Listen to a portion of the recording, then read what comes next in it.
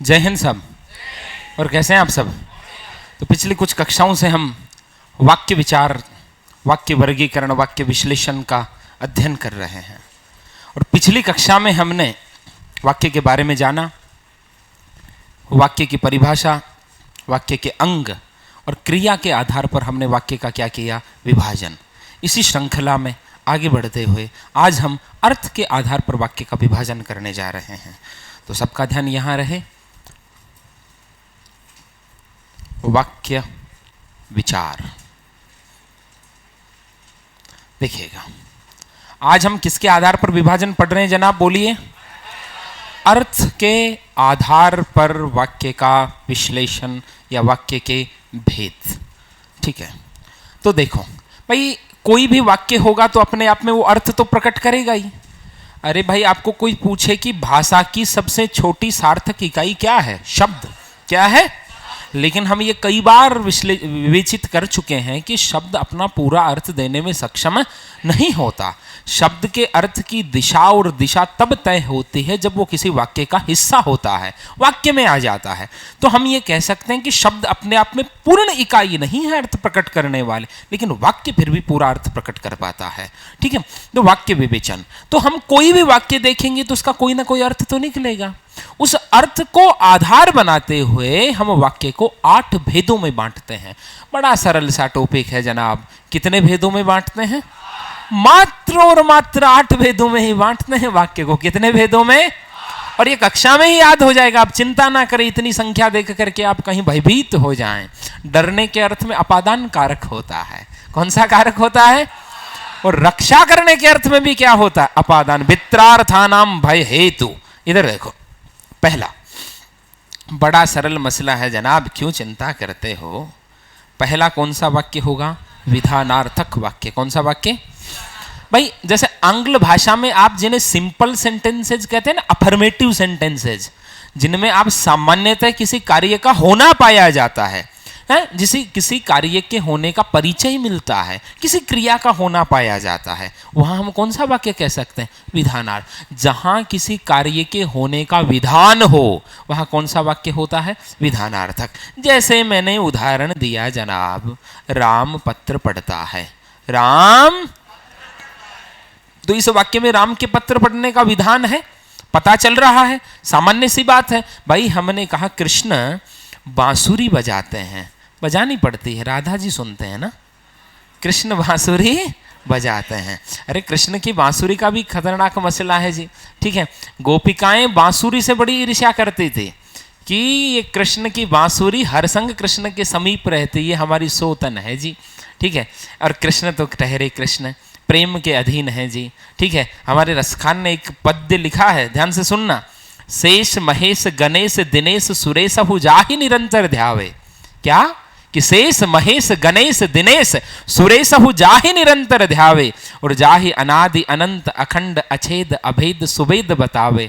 नारद से सुख व्यास रटे पचिहारे तऊ पुनि पार न पावे, और ताहि अहीर की छोरियां छचिया भरी छाछ पे नाच नचावे। ठीक है, समझ आया? ठीक है, अब मैं समझा भी दे रहा हूं पर्यायवाची याद ना है तो समझना आवे प्रभु। शेष शेषनाग जी, महेश शिव जी, गणेश दिनेश सूर्य, सुरेश इंद्र, जाहि निरंतर ध्यावे, ये सब देवी देवता जिसका हर पल ध्यान करते रहते हैं। जाहि अनादि, कि उसका कोई आरंभ नहीं, अनंत, उसका कोई अंत नहीं, अखंड अछेद अभेद सुवेद, इतनी बड़ी बड़ी उपमाओं से जिस परमेश्वर को अलंकृत करते हैं। नारद से सुख व्यास रटे, नारद जी से लेकर सुखदेव जी से लेकर व्यास जी जिसके नाम को रटते रहते हैं। पचिहारे तो पुन पार न पावे, पच करके थक जाते हैं लेकिन उसका पार नहीं पा पाते। उसी कृष्ण को, उसी ईश्वर को अहीर की छोरियां छचिया भरी छाछ पे नाच नचावे, कि छाछ तभी डालूंगी पहले नाच, और वो त्रिलोकी का नाथ नाचता है। ये प्रेम की सत्ता है। ये किसकी सत्ता है? प्रेम की। आइए तो कृष्ण बांसुरी बजाते हैं। जैसे मैंने कहा जी, भारत हमारा देश है, भारत हमारा देश, ये सामान्य सा वाक्य, इसमें किसी कार्य का विधान परिचय मिल रहा है। तो ऐसे तमाम वाक्य किस श्रेणी में चले जाएंगे? विधानार्थ। किस में चले जाएंगे? विधानार्थक में। जैसे हम पढ़ रहे हैं, कैसा वाक्य है जी? कैसा है? आप सब पर्यायवाची याद करते हैं, ये कैसा वाक्य है? कौन सा वाक्य है? विधानार्थक वाक्य है। करते हैं कि नहीं करते हैं जी? इधर देखो, दूसरा एक होता प्रश्नार्थक वाक्य। कैसा वाक्य? प्रश्नार्थक वाक्य। नाम से ही पता चल रहा क्या प्रकट होगा? क्या प्रकट होगा?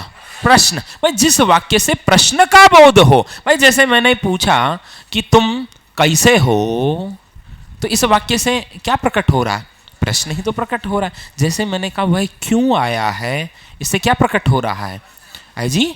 प्रश्न ही प्रकट हो रहा। तो ऐसे कितने ही वाक्य बना दो, ठीक है, ये सब क्या होंगे? प्रश्नार्थ। तो जिस वाक्य से प्रश्न का अर्थ, जो वाक्य प्रश्न को प्रकट करे, जिस वाक्य से प्रश्न सूचित हो, वो क्या होगा? प्रश्नार्थक। क्या होगा? प्रश्न। ये बड़ा सिंपल सा मसला है, ठीक है। और एक होता है निषेधार्थक। कौन सा होता है? बोलो महाराज, क्या होता है? नाम से ही पता चल रहा क्या प्रकट होगा? निषेध। क्या प्रकट होगा? निषेध। जो क्रिया का निषेध कर दे। भाई जैसे मैंने कहा वह नहीं जाएगा, वह नहीं, तो इससे क्रिया का क्या हो गया? निषेध है। क्या हो गया? निषेध। जैसे वह नहीं पढ़ेगा, इससे क्रिया का क्या हो गया?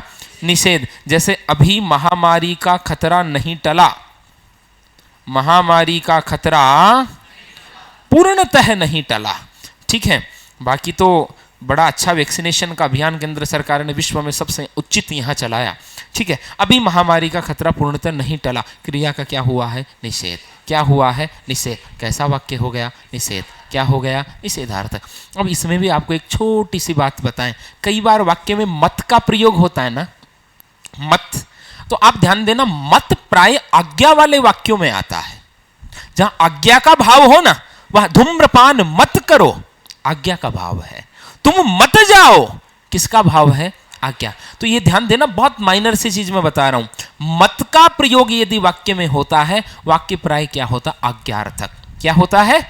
प्राय, ठीक है। ये अभी आज्ञार्थक भी हम देखेंगे। और कई बार क्या होता है, जैसे वाक्य ऐसा आ गया, तुम कल क्यों नहीं आए, तुम कल क्यों नहीं आए। अब मैं आपसे पूछता हूं, बताओ कैसा वाक्य? बोलो भैया। अब इसमें नहीं भी है और क्यों भी है, बोलो क्या होगा? अरे बोला करो अपने कमरे पर बैठे बैठे उत्तर को, क्या होगा? प्रश्नार्थक होगा कि निषेधार्थक होगा? प्रश्नार्थक ही होगा। क्या होगा? भाई तुम कल क्यों नहीं आए, है तो प्रश्न ही ना, ठीक है। और इसमें भी आपको एक सामान्य सी बात बताएं कि यदि पहले प्रश्न सूचक शब्द हो तो वाक्य कैसा हो जाएगा? प्रश्नार्थक। और पहले निषेध सूचक शब्द हो तो क्या हो जाएगा? लेकिन प्राय इसमें प्रश्न सूचक शब्द ही पहले होता है, ठीक है। तो ये कैसा वाक्य हो गया? प्रश्नार्थक वाक्य। कैसा वाक्य हो गया? प्रश्नार्थक। अब देखना, बड़ा सरल सा मसला है जी, कोई रॉकेट साइंस नहीं है, आप चिंता ना करो, ठीक है। एक वाक्य होता है आज्ञार्थक वाक्य। कैसा वाक्य? आज्ञार्थक वाक्य। और एक होता है निषेधार्थक। क्या होता है? निषेधार्थक वाक्य। एक तो कैसा होता है? आज्ञार्थक। और एक कैसा होता है? सॉरी, इच्छार्थक। निषेधार्थक तो पढ़ लिया ना हमने, ठीक है। एक होता है इच्छार्थक। अब आज्ञा से तो पता चल रहा है किसका बोध होगा भैया? आज्ञा का। किसका बोध होगा? आज्ञा का बोध होगा। और इच्छार्थक से किसका बोध होगा? बोलो महाराज, इच्छा का। लेकिन एक एक चीज और ध्यान रखना, आज्ञार्थक में उपदेश का बोध भी होगा। किसका बोध होगा? और इच्छार्थक में आशीर्वाद का बोध भी होगा। किसका बोध होगा? आशीर्वाद का बोध भी होगा। भाई जैसे मैंने कहा पढ़िए, इतना ही कहा, पढ़िए, आज्ञा का भाव है जी। किसका भाव है? खड़े हो जाओ। किसका भाव है? अरे किसका भाव है? आज्ञा का भाव है। जैसे मैं कहूं, ठीक है, मद्यपान नहीं करना चाहिए, अरे बोलो किसका भाव है? उपदेश का। किसका भाव है? प्रातः काल घूमना चाहिए, किसका भाव है? बोलो, उपदेश का है। और जैसे मैंने कहा तुम मत जाओ, बोलो किसका भाव है? मैंने कहा था ना, मत जहां आता प्राय आज्ञा का भाव होता है, तो वाक्य कैसा हो जाएगा? आज्ञार्थक। कैसा हो जाएगा भाई? आज्ञा और उपदेश जहां सूचित हो वहां वाक्य कैसा होगा? आज्ञार्थक। और जहां इच्छा और आशीर्वाद हो, इच्छा जैसे मैं कहूं कि मैं मिठाई खाना चाहता हूं, मान लीजिए, है जी, इच्छा है जी, पावन सी इच्छा है ठीक है, मैं मिठाई खाना किसका भाव है? इच्छा का। किसका भाव है? इच्छा का। ठीक है, और जैसे मैंने कहा सदा सुखी रहो, किसका भाव है? लेकिन आप एक चीज नहीं देखिए, आशीर्वाद के पीछे भी इच्छा ही होती है। अरे जैसे आप घर से निकलते हैं तो माता पिता बुजुर्ग आशीर्वाद देते, भाया सदा सुख पाजियो, ठीक है, हैं तारी नौकरी लागियो, ठीक है, ये क्या है? उनकी कामना ही तो है, हैं थारू चूड़ो चूनड़ी अमर वो दूधा नवो पूता फड़ो, आ टाबरन का थारा सोना को सेवरो बंधो, ठीक है। हालांकि वो बन सी जाती जब रिजल्ट अनुकूल आसी लेकिन वो भाव किसका है भैया? आशीर्वाद का। देखो अपने यहाँ कहा जाता है अभिवादन शीलस्य चत्वारि वर्धन्ते आयुर्विद्या यशोबलम। अभिवादन करने से, प्रणाम करने से 4 चीजों में वृद्धि होती है, आयु, विद्या, यश और बल। अरे भाई कोई आपकी मंगल कामना करे, ये कितनी पुनीत बात होगी भाई। कोई आपके लिए मंगल कामना करे, जैसे कक्षा के अंतिम चरण में हम प्राय कहा करते हैं शिष्यभ्य स्वस्ति भवेत कल्याणमस्तु, शिष्यों का कल्याण हो, ठीक है। तो ये क्या है? एक मंगल कामना ही तो है। तो आपके लिए हजारों कंठ मंगल कामना करे, ऐसा जीवन होना चाहिए। खैर, तो जहां इच्छा और आशीर्वाद का भाव प्रकट हो वहां वाक्य कैसा होगा? इच्छार्थ। कैसा होगा? दोनों में आप वर्गीकरण कर पाएंगे भाई। जहां ये कितने नंबर है जी? 4 नंबर है। कितना नंबर? 4 नंबर। और ये कितना है? 5 नंबर। जहां आज्ञा और उपदेश हो वाक्य कैसा होगा? बोलो, आज्ञार्थक। और जहां इच्छा या आशीर्वाद हो वहां क्या होगा? इच्छार्थक। अरे भाई जैसे हमने कहा नव वर्ष मंगलमय हो, नव वर्ष मंगलमय हो, तो ये आपने क्या प्रकट की है? कामना ही तो प्रकट की है। अरे कामना ही तो आपकी अभिलाषा ही तो है भाई। जैसे आप किसी को कहें जन्मदिन की शुभकामनाएं, जन्मदिन की शुभकामनाएं, आप किसी को कहें हैप्पी मैरिज एनिवर्सरी वैवाहिक वर्षगांठ की शुभकामनाएं, तो शुभकामना, कामना, कामना माने इच्छा, कौन सा वाक्य होगा? बोलो, समझ में आयो? आयो? आगे बढ़ते हैं। 6 नंबर प्रभु, सरल है ना? ठीक है, याद हो जाएगा अभी कक्षा में, अपन एक बार वापस रिपीट कर लेंगे क्या है। इधर देखो 6 नंबर होता संदेहार्थक वाक्य। कैसा वाक्य है जी? जहां क्या प्रकट हो? संदेह। क्या प्रकट हो? संदेह किसे कहते हैं? बोलो। चलो आज हम आपसे एक प्रश्न करते, पूरी कक्षा से एक साथ एक प्रश्न करते। बोलना, मोबाइल लेकर के बैठे मत रहना। संदेह और भ्रम में क्या अंतर होता है?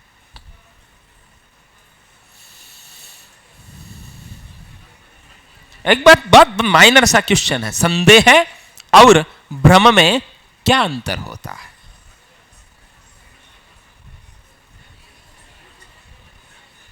बोलो, सोचो प्रभु, सोचो। बड़ा सामान्य सा प्रश्न है। संदेह और भ्रम में क्या अंतर होता है? बताइए। संदेह और भ्रम में अंतर नहीं बता सकते आप? एक उदाहरण माइंड में ला करके चिंतन कीजिए, चिंतन खुद कीजिए, मैं तो बताऊंगा ही, जाऊंगा कहां।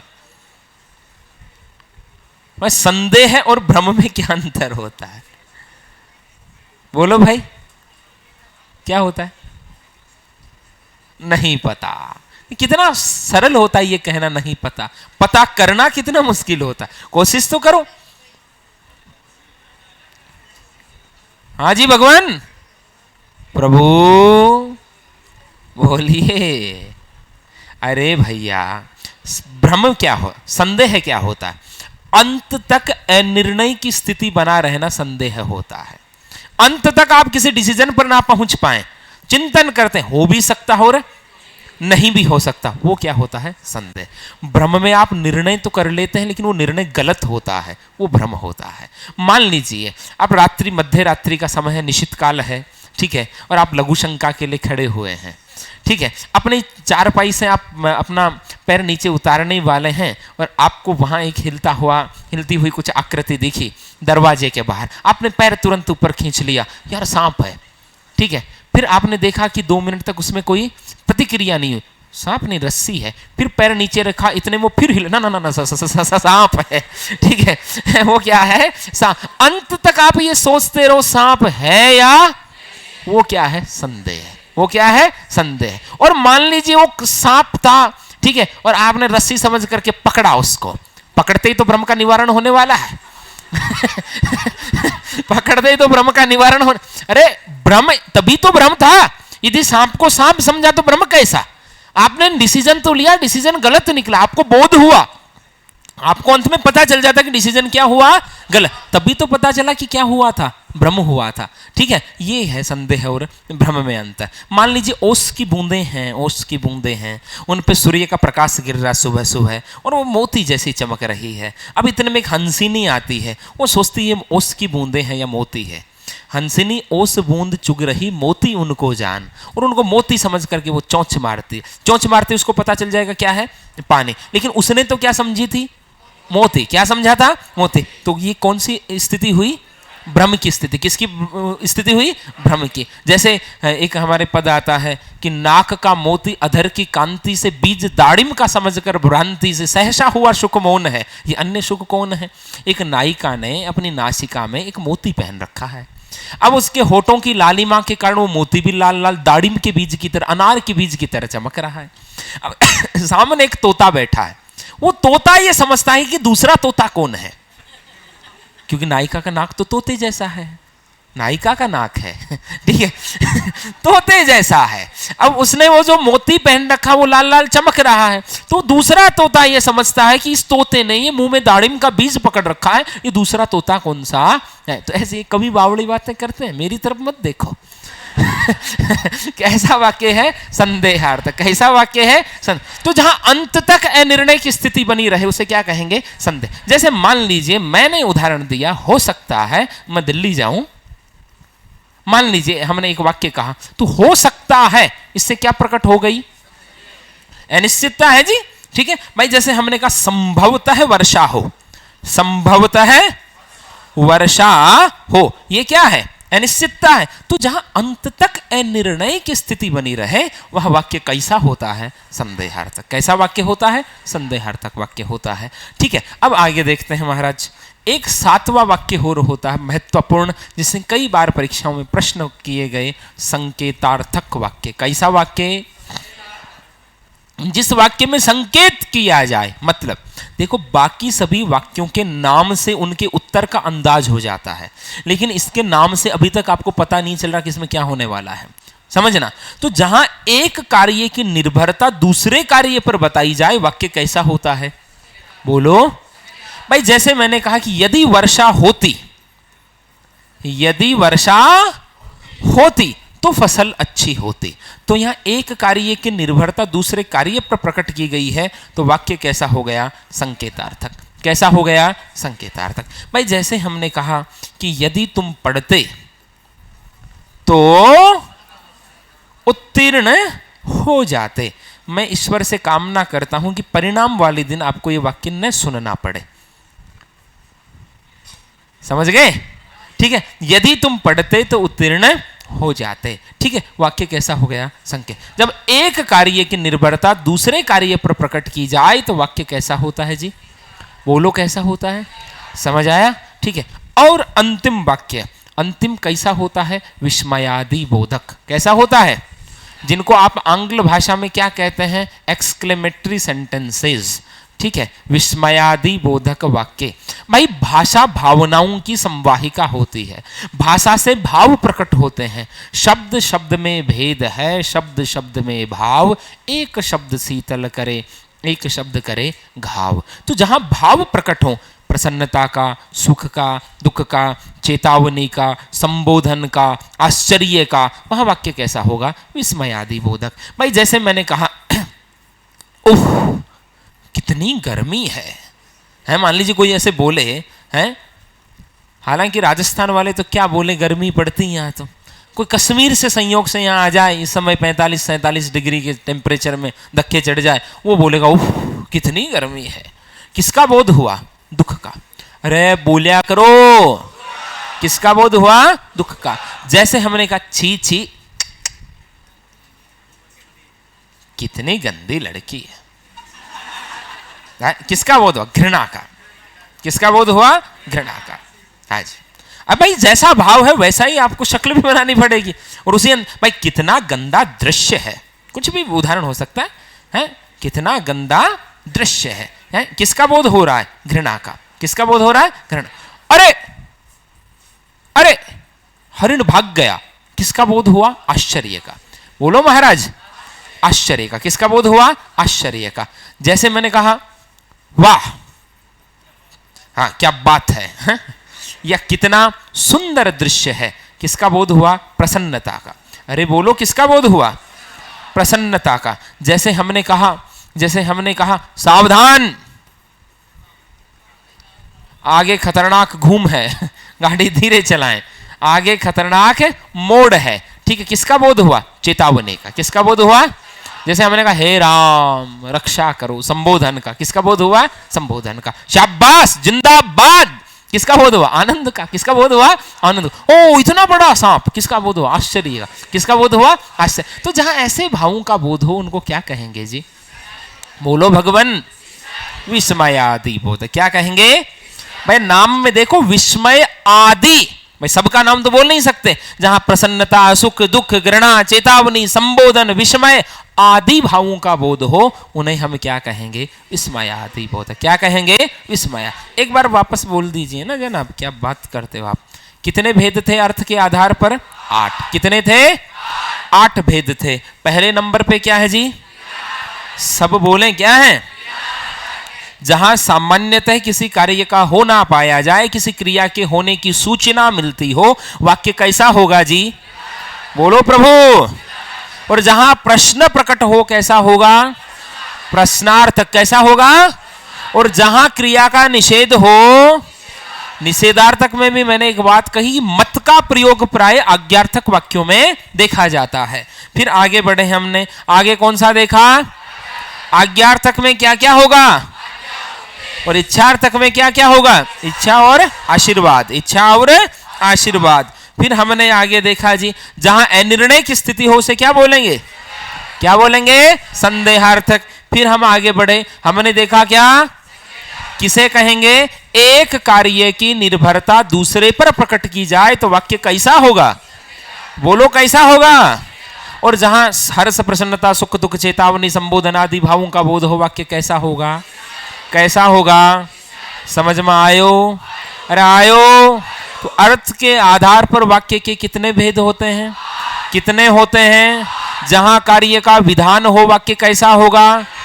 कैसा होगा? जहां निषेध हो, प्रश्न हो, इच्छा या आशीर्वाद हो, आज्ञा या उपदेश हो, अनिर्णय हो, कौन सा? और एक कार्य की दूसरे पर निर्भरता हो, और जहां सुख, दुख, प्रसन्नता, चेतावनी, विस्मय आदि भावों का बोध हो। समझ में आयो?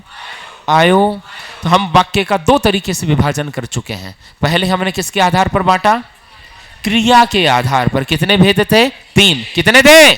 कौन कौन से? कर्तृ प्रधान, कर्म प्रधान, भाव प्रधान। एक बार रिपीट कर दीजिए। जहां कर्ता बदलने से क्रिया बदले, कर्म बदलने से क्रिया बदले, सब कुछ बदलो कुछ नहीं बदले।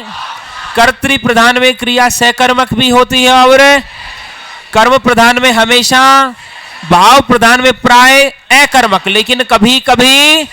और जब सहकर्मक होती, कर्ता और कर्म दोनों अपने विभक्ति चिन्हों के साथ प्रयोग में, क्रिया हमेशा सामान्य भूतकाल, अन्य पुरुष, पुल्लिंग और एक वचन में आती है। ठीक है। और हमने कर्तृवाच्य में भी एक स्थिति पढ़ी थी, जब कर्ता के बाद क्या हो? ने। क्रिया किसके अनुसार बदले? कर्म के अनुसार। तो वाक्य कैसा होगा? कर्तृ प्रधान। अभी हमने अर्थ के आधार पर कितने विभाजन की? 8। अगले चरण में हम रचना के आधार पर विभाजन करेंगे 3। तब तक के लिए कक्षा को देते हैं विश्राम। जय हिंद।